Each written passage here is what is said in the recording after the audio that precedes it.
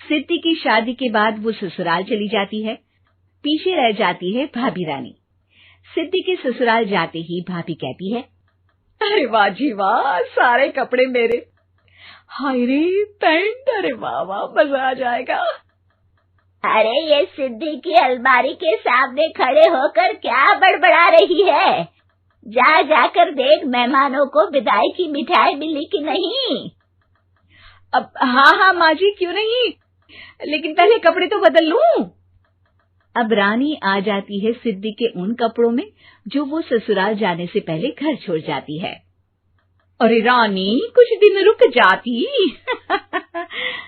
अरे ये तो सिद्धि बिटिया को मैंने ही दिया था, बड़ा ही फबता था उस पर, तुझ पर तो कुछ खास नहीं लग रहा। अब वो ना मेरे सारे कपड़े गीले थे तो सोचा पहन लूं। वैसे भी सिद्धि को कौन सा दिन पुराने आउटडेटेड कपड़ों को पहनना है। वैसे भी ये सूट तो मैंने तभी पहना था, वैसे खास है भी नहीं ये। हाँ ठीक है, लेकिन ना मेरी सिद्धि पर तो जमता था। सारे मेहमान चले जाते हैं और सिद्धि ससुराल से मायके पहली बार आती है। अपना घर, अपना कमरा, अपनी अलमारी। ये बोलकर जैसे ही सिद्धि अलमारी खोलती है तो सामने उसके कपड़ों की जगह कुछ और ही रखा होता है। माँ, ओ माँ, जरा कमरे में तो आना। सास और रानी वहां पहुंच जाते हैं।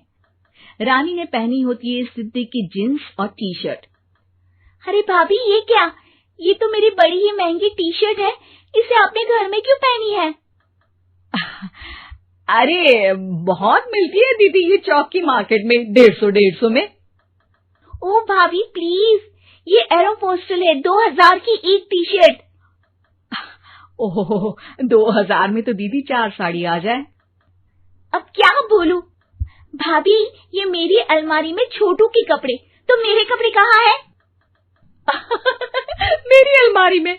अब दीदी आपको कौन से पुराने कपड़े पहनने थे? माना भाभी, लेकिन मैं जब घर आती तो यही सब पहनती ना। अरे तुम तो बड़ी कंजूस हो दीदी। खैर, वक्त आता है जब सिद्धि ससुराल के लिए रवाना हो रही होती है। अरे रानी, अंदर से सिद्धि का गिफ्ट ले आ, लड़की पहली बार ससुराल से मायके आई है।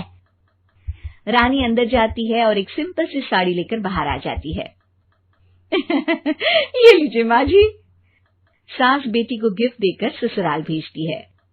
अगले दिन रानी एक सुंदर सी साड़ी पहनकर सामने आती है। अरे रानी, ये तो वो साड़ी है जो मैंने सिद्धि को देने के लिए दी थी जब वो ससुराल ले जाती, लेकिन ये तूने कैसे पहन ली? अरे माँ जी, ये साड़ी तो मुझे बहुत पहले से ही पसंद थी, लेकिन चिंता ना करिए, मैंने सिद्धि के लिए भी अच्छी सी साड़ी दी है। हाँ।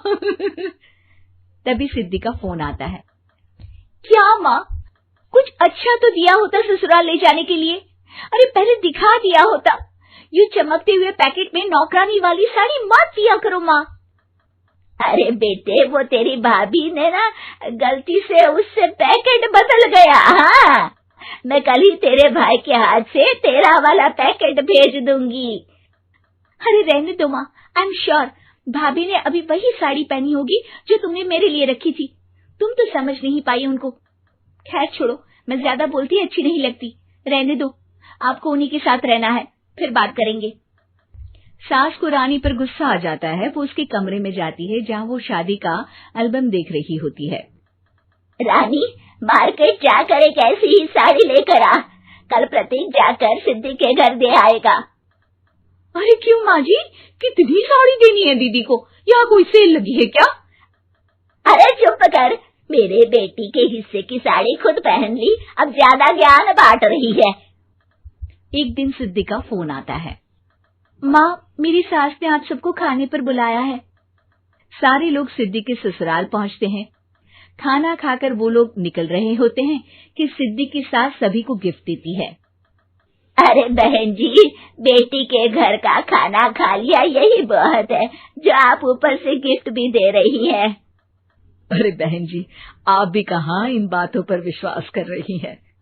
सास सभी को गिफ्ट देती है, लेकिन रानी को जो साड़ी देती है वो अजीब सी हरे रंग की लाल रंग के बड़ी छाप वाली होती है। अरे छी छी, ये कौन पहनेगा? सासू माँ को तो जरी वाली इतनी सुंदर और मेरे लिए ये नौकरानी वाली।